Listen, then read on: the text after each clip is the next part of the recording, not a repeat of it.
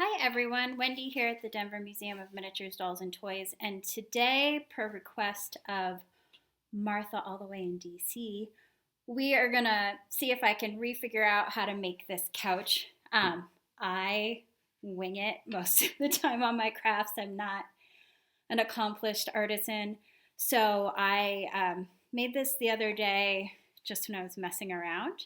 Um, so this is, a fairly standard tea box size.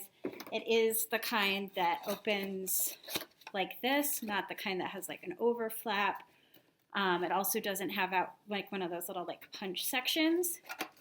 Um, I'm not sure I'm going to be able to do it, but let's see. We're going to get started. So I've got my tea box. I got some scissors and some tacky glue and some like general scraps and trash, which is what I used last time. So let's do it. Okay, so the first thing I did, from what I can tell, is I cut down the sides, and I didn't cut down as much in the back as I did in the front. And this is like the corners, so it's kind of a tricky cut. Go slow. And I don't know, like how high is the front of the couch compared to the back of the couch is just something to think about. That looks kind of even. And then it looks like I folded this down. If you can see. So I folded that down and my cut isn't straight. So, I folded that down, and then I folded these arms down, and I think my thought was that, you could get like a little bit of that like armrest roll, so, don't maybe do like a super crease here. Oops, I just ripped it more. Right.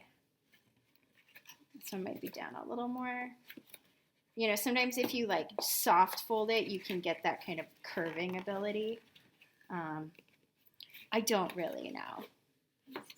This is how this is going. And then I just kind of folded that down. I think I added a little bit of a like, as you can see on this one, it's not like a flat back. It's more like, oh yeah, that has some cushion in it. And then I ripped off this sort of like hingy, locky thing that goes on milk cartons. And I think I just like folded it up and put it in here. Put some other stuff in there to just give it a little more bounce. Oh, here's another piece. We'll use that one. So I think that looks pretty good. And then I'm just gonna glue it. A lot of times I kind of fold everything into place first, and then I glue it. So that way, if I've really messed up on my cutting, I have a little more leeway. All right. So I'm using tacky glue, but again, use what you have.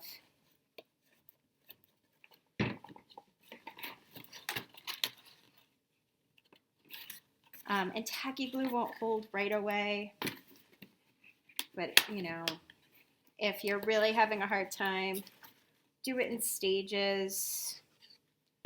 And you can like even weight it down a little bit. I've used the bottle of glue I'm working with. I've used all sorts of things.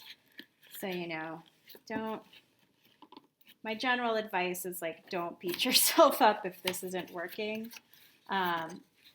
Because sometimes you're using like a less sticky glue, or you're working with a finished shiny surface. tends to be harder to get things to stick to. So, there we go. Can you see how that's all just like packed in there? We'll see how this goes. And then I'm just gonna put a bunch of glue. I'm like a big fan of the more glue sort of option. And I know it doesn't always work out, but if you ever have a chance to make gingerbread houses with me, you'll see like I use a truly obscene amount of frosting. All right, so I don't know if it's as good as my first one, but there we go. We've got our whole like tea box couch situation going on. And, you know, let's give them a little table and have a great day.